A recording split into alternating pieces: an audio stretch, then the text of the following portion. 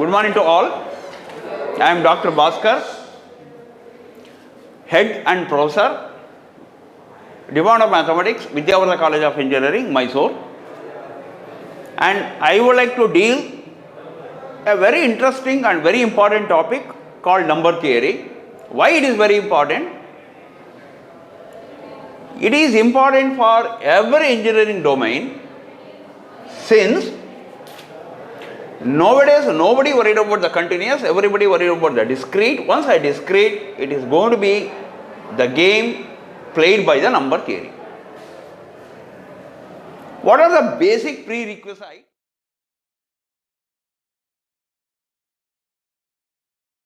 to understand number theory? That is basically called modular class. See, what are basic numbers? Natural number generally denoted by n, which is called counting numbers like 1, 2, 3 till infinite. Integer generally denoted by I or Z, one of the symbol you can use, which is a combination of natural, negative natural, including 0.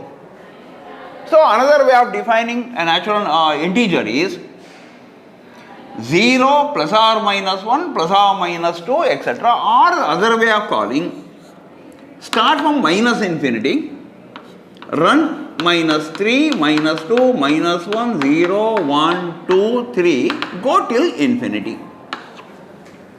So negative infinity till minus 1, then 0, then 1, go till infinity. So any of the symbol you can use, any of the representation you can use. So what is the relation between I and natural number? Your natural number always contained in integer. That is, natural number is a subset of integer. Now before going to the next component, that is a basic component or a fundamental component or very important component of number theory that we are going to deal, the prerequisite is a divisibility of numbers. This plays an important role. You consider two numbers, two integer, both belongs to capital I, comma, with the condition A less than B.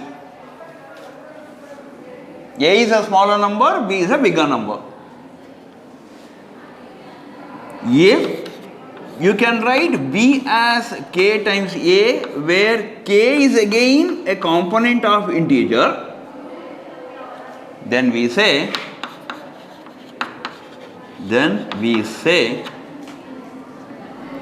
A divides B. A divides B. This implies symbolically I can write A slash B. If it is possible to find an integer k, maybe positive, maybe negative, it all depends on the role of B and A. If it is possible to express B equal to k times A, where k is an integer, then we say A divides B, and symbolically we write A slash B. Otherwise, that is, B cannot be expressed in the form of Ka. For any K belongs to capital I, then we say A is not divisor of B. So symbolically we write A does not divide B. These are the two important concepts. My number theory, modular class works only on these two components. If it is divisible or not divisible. If it is divisible, what you can find. If it is not divisible, what you cannot find. These are the two interesting components. Once we understand the divisibility, it is very, very interesting to say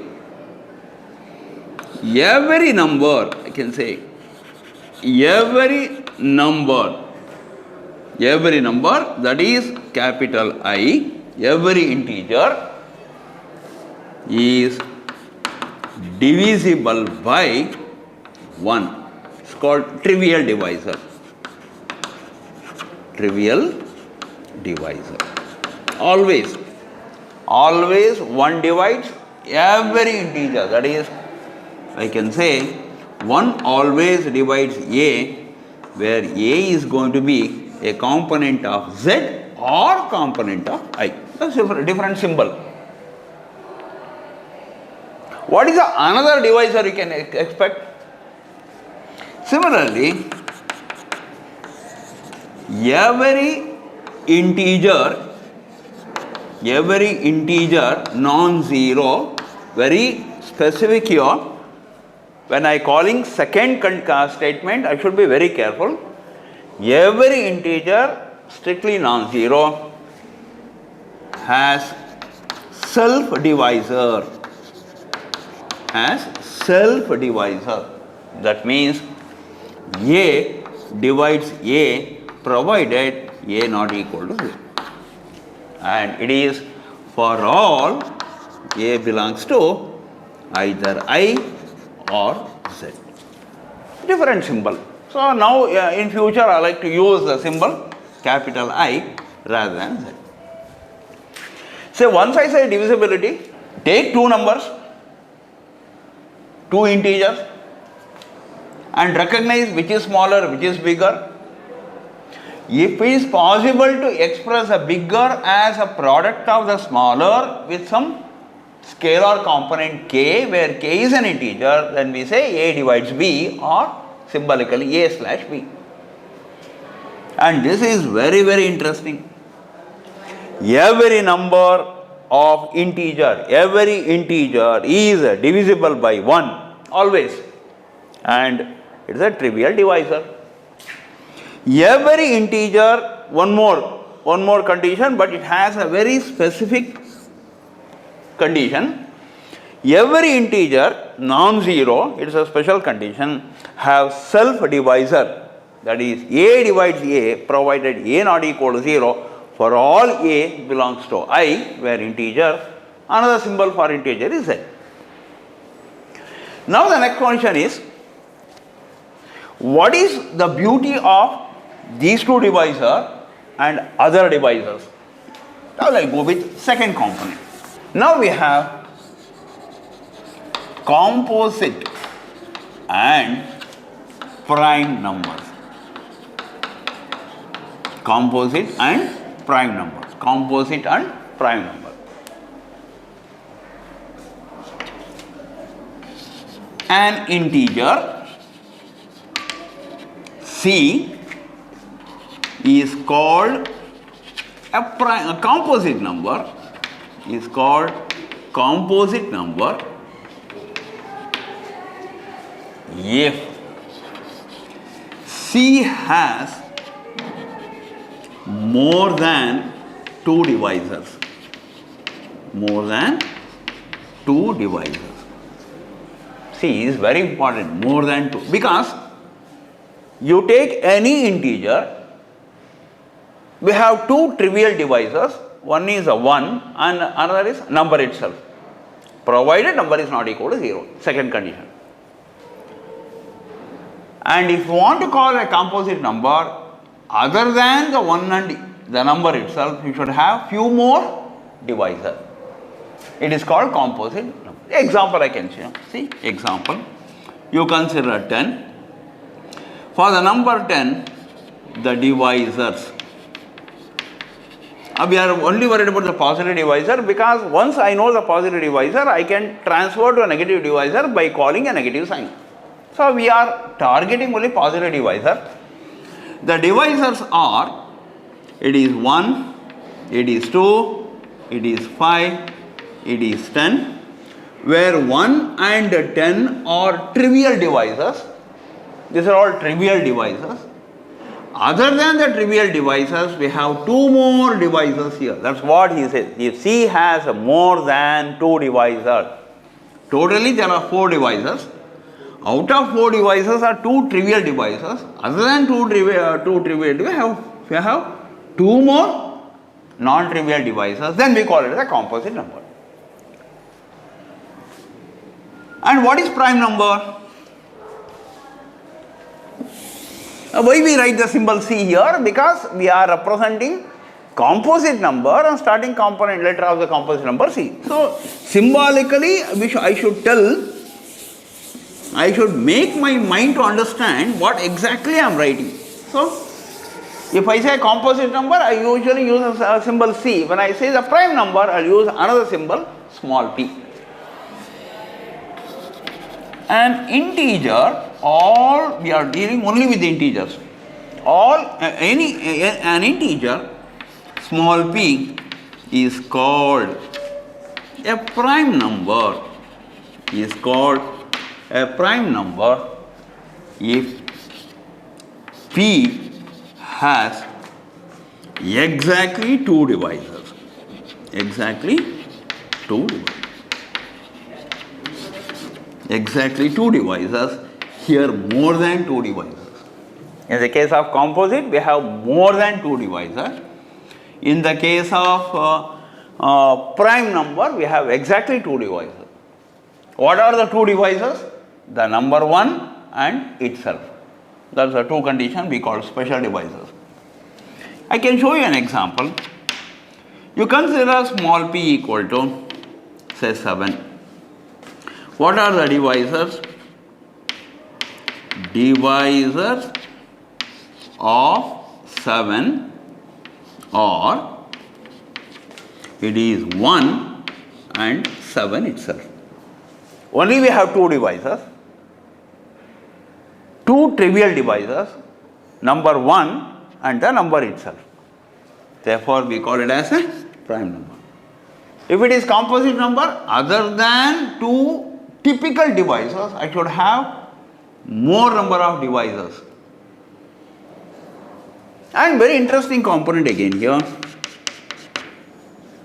1 is neither prime nor composite.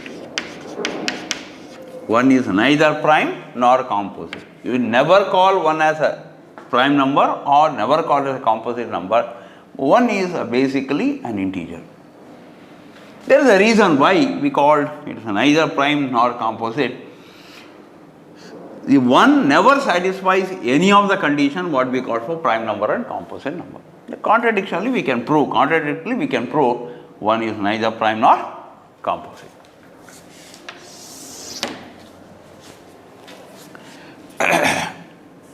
Now, what is the relation between the prime number and composite number? This is very interesting. We call unique factorization theorem. Unique factorization theorem. This is more fundamental, very important, and all my future endeavor, the future component of my number theory under modular class works on unique factorization theorem. What the statement says? Every composite number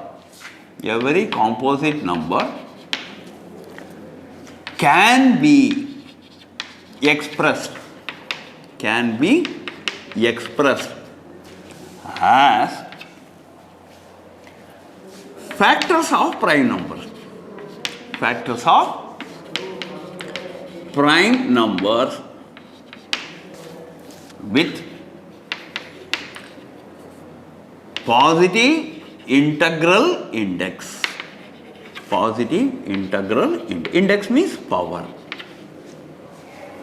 That is, I can say, if C is a composite number, we can write C equal to P1 times alpha 1 times P2 times alpha 2, etc. Pn times alpha n.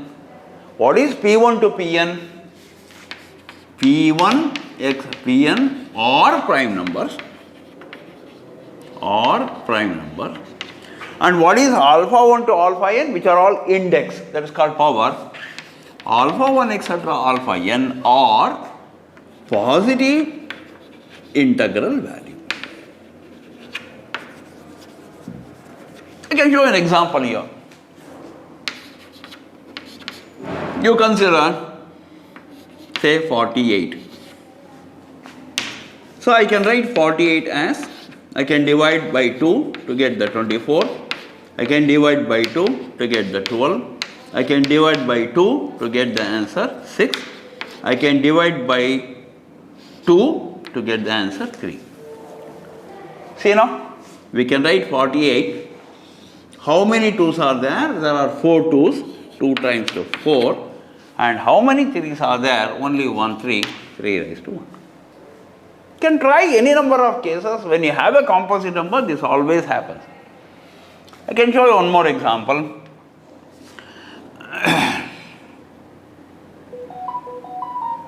Yeah, I can take 180. Consider 180. Now I can write 180, divide by 2, 90, divide by 2, 45, divide by 3, 15, divide by 3, 5, and no more division, no more factorization or breakup can be done. So obviously we can write, there are 2 2's, we can write 2 raised to 2, 2 3's, we can write 3 raised to 2, and we have 5 raised to 1. What is beauty here? 2 and 3 are prime numbers, 2, 3, 5 are prime numbers. That is what basically unifactorization theorem. Every composite number can be expressed as the product of prime numbers with permitted positive integral index. Index means power. 2 is a prime number, 2 is the smallest prime number, 3 is a prime number. So 2 raised to 4 into 3 raised to 1 will be 48. Therefore, it is a composite number. 2 raised to 2, 3 raised to 2, 5 raised to 1, that leads to 180. Therefore, 180 is a composite number, and every composite number can be decomposed as a product of prime with permitted positive integral value as index. This is very, very important. This is very important when I go with the second phase of my component, that is under number theory. Okay? Now, what is the next prerequisite we would like to have? Greatest common divisor. Greatest common divisor. See what I did, I used to take one number and I used to ask whether it has more than 2 divisor or only 2 divisor. If it has more than 2 divisor, I call composite. If it has only 2 divisor, I call as prime number. And whatever we dealt is only with a given integer. Now what I would like to do now, I will take a pair of integers, say I can write A and B or 2 integers.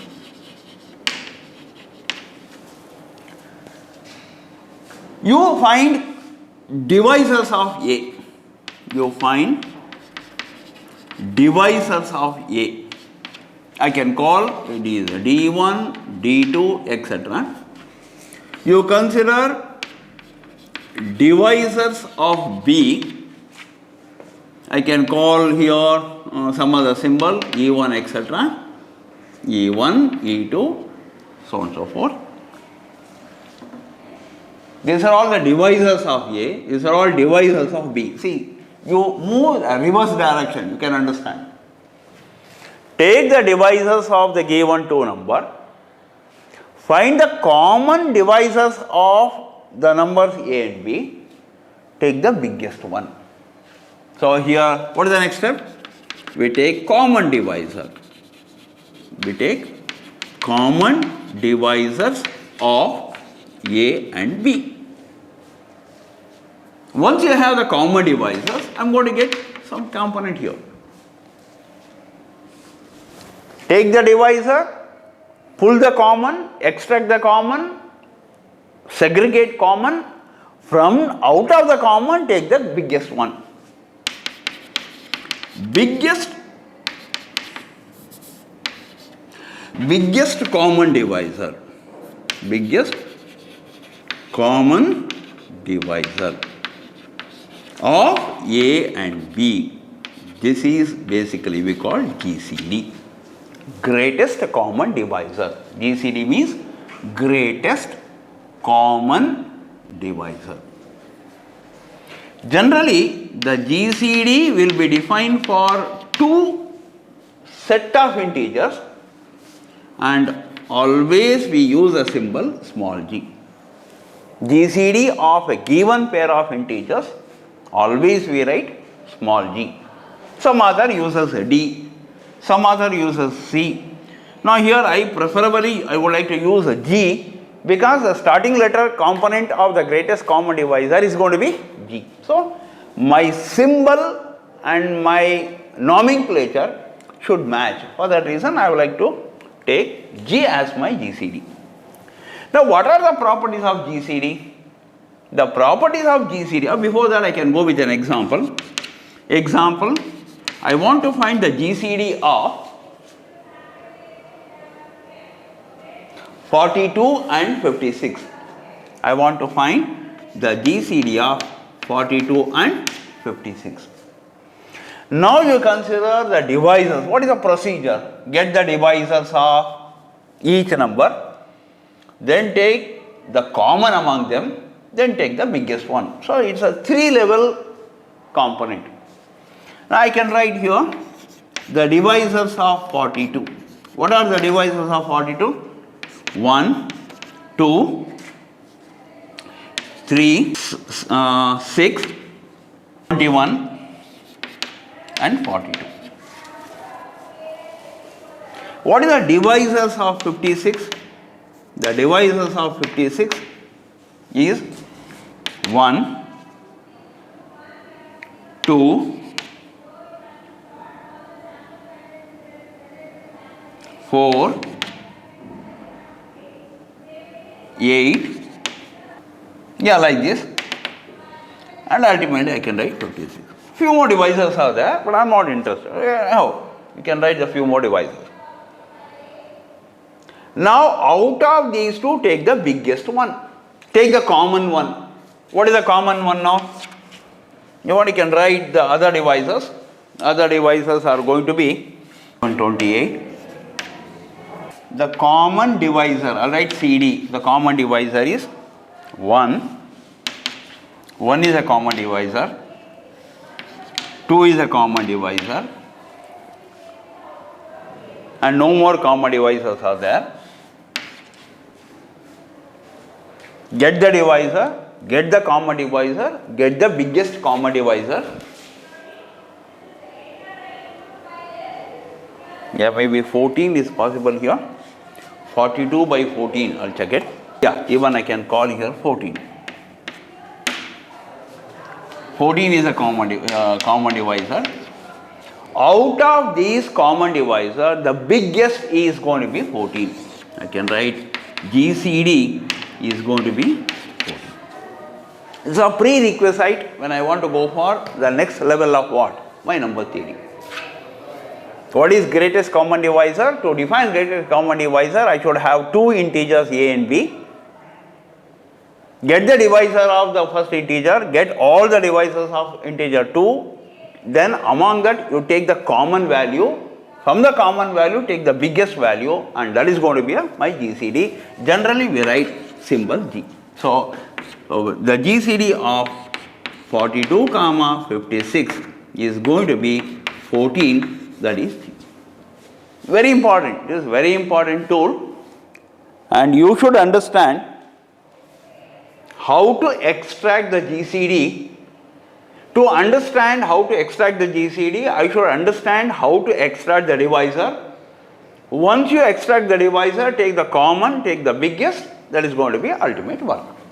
Now we have two special cases are there, or two categorization is there. If the GCD of given two number, generally we write G is equal to 1. This is very important. For me, divisor is not that important. For me, the GCD is not important. For me, the GCD, if it becomes 1, that is the ultimate component when you go with our number theory as an application part. Then A and B are called relatively prime. Are called relatively prime.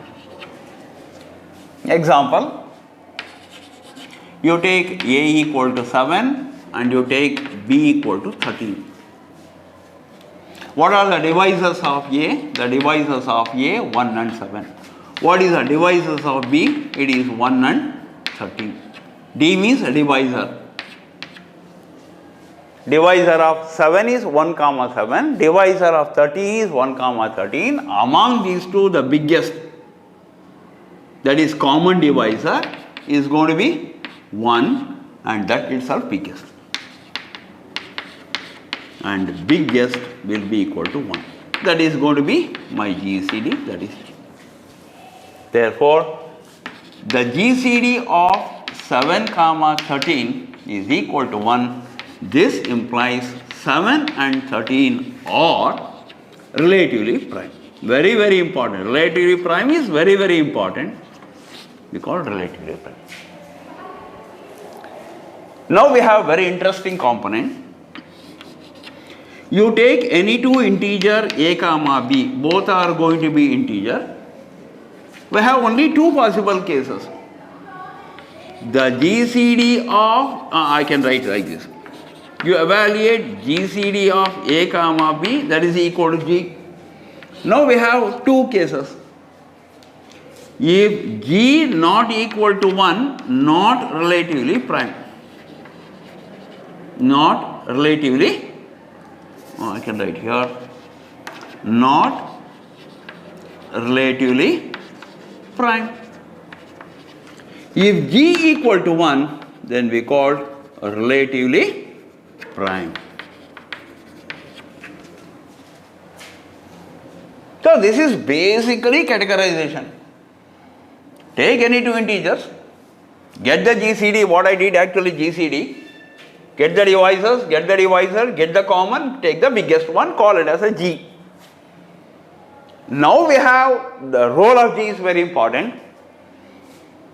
Take any two integers, get the GCD, G. If G not equal to 1, not relatively prime. G equal to 1, then we have relatively prime. For me, relatively prime is very important, not relatively prime. Because not relatively prime, when it is a relatively prime, I cannot extract one of the number using the other number. It is not possible. So this number cannot generate the other number cannot generate this number. This is the beauty. That's why the cryptography works only on the relatively prime. Coding and decoding works only on my relatively prime. Now what are the properties of GCD? The properties of GCD,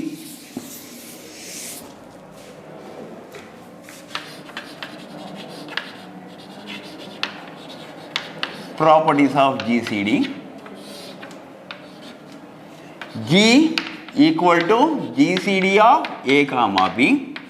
This implies G divides A, G divides always G divides A and B.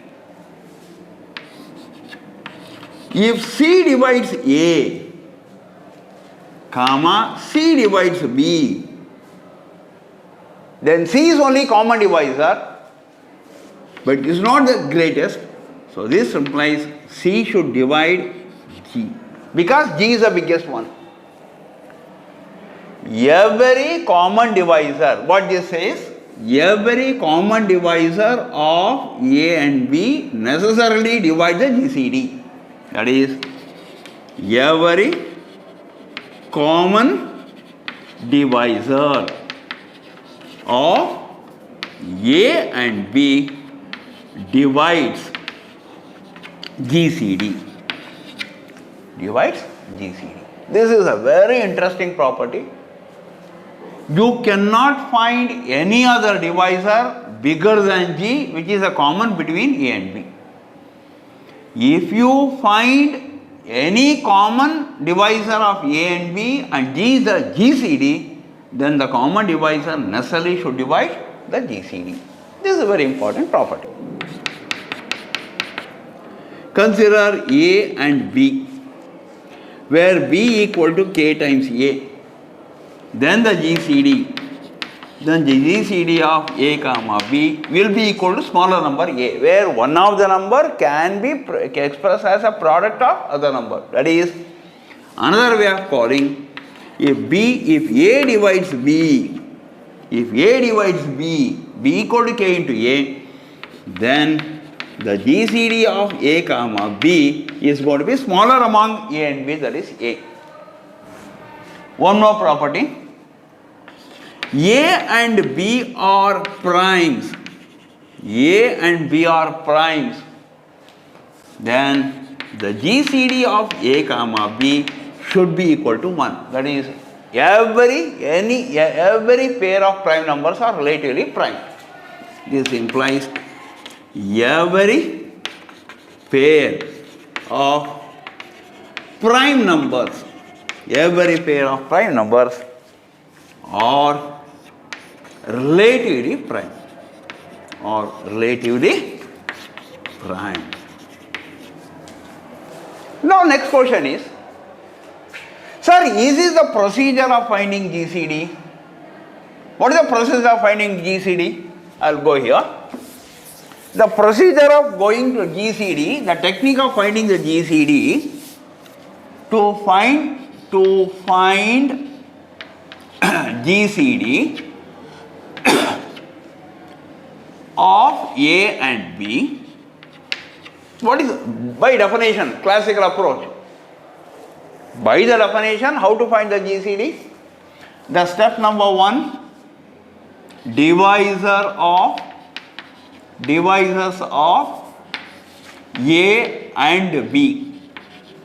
Divisors of A and B. What is step number 2? Common divisors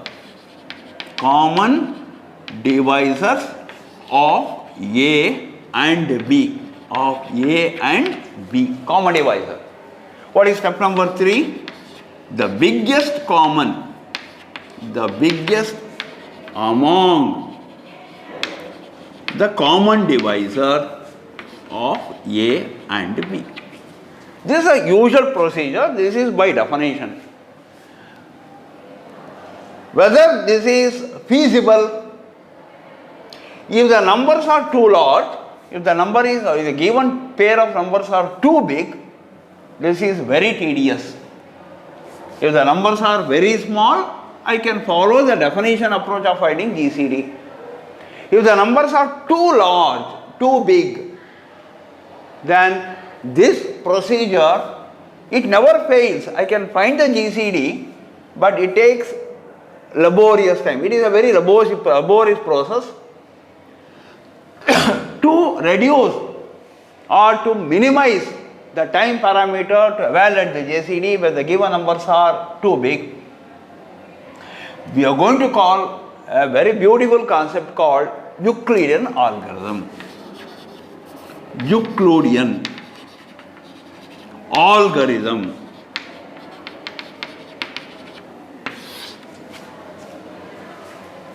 So Euclidean algorithm makes my processing of finding GCD in an easier way. First we should know what is Euclidean algorithm.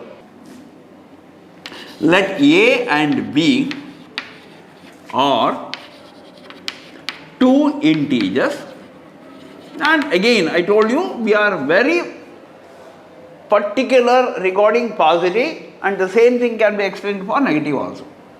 So we are targeting only positive integers, but it is a default.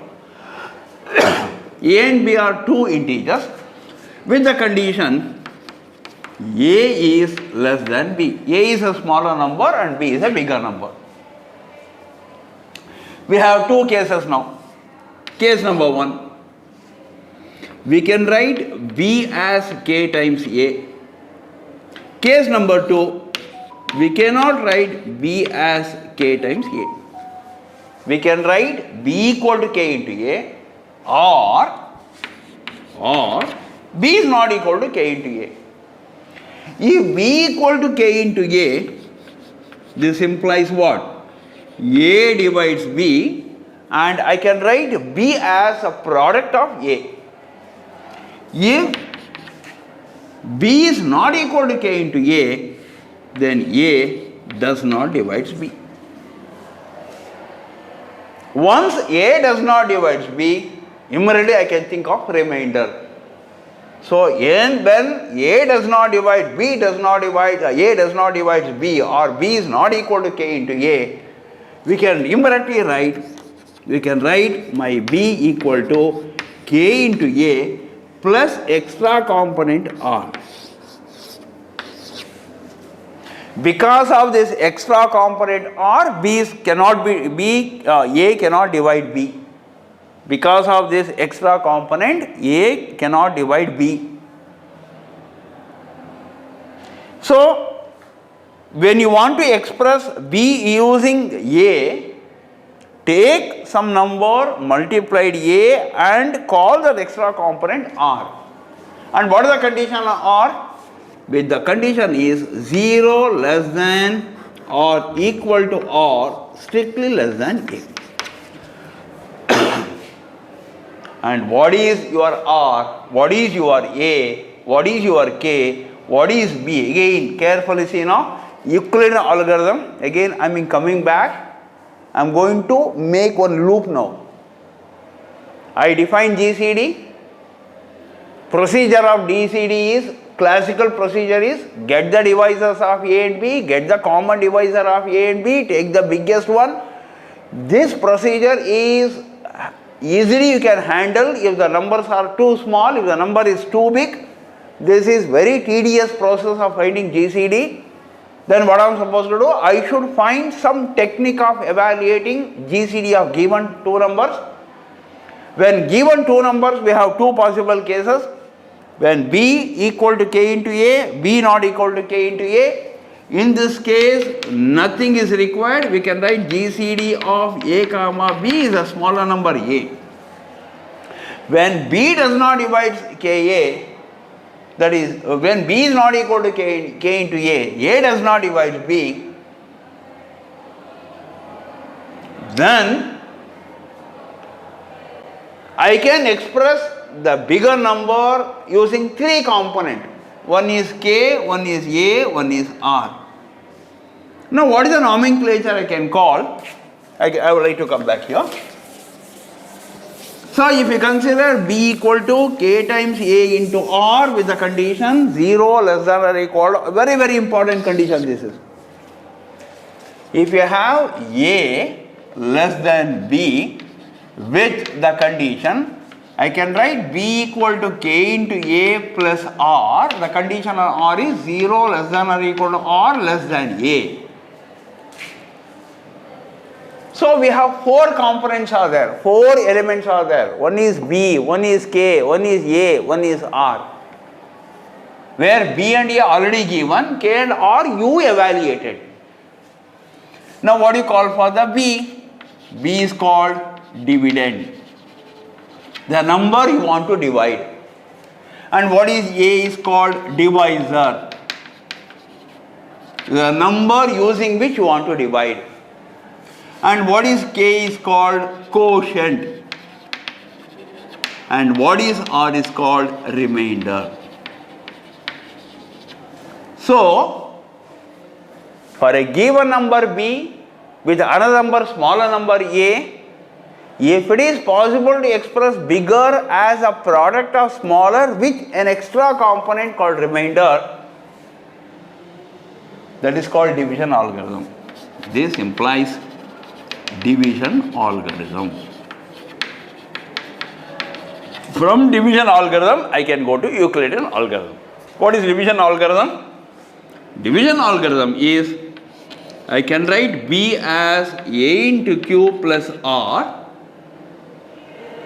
where B is greater than A or A is less than B, and strictly we are going to consider only positive case, negative, it can be extended. And what is Q? Q is called quotient. And what is R is called remainder. What is the condition on the remainder? The condition on the remainder, it cannot cross the divisor. That is the condition is 0 less than or equal to or should be less than a. This is called division algorithm. I am going to give an example for the division algorithm. In division algorithm, very important is R. My future application of number theory into technical domain, it is only over R.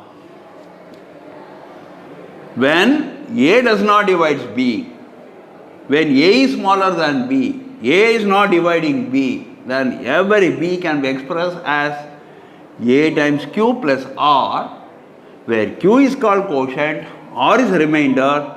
Remainder, it should be always lesser than the divisor, where again I am calling repeatedly, we are dealing only positive integers that can be extended even to negative integers same way.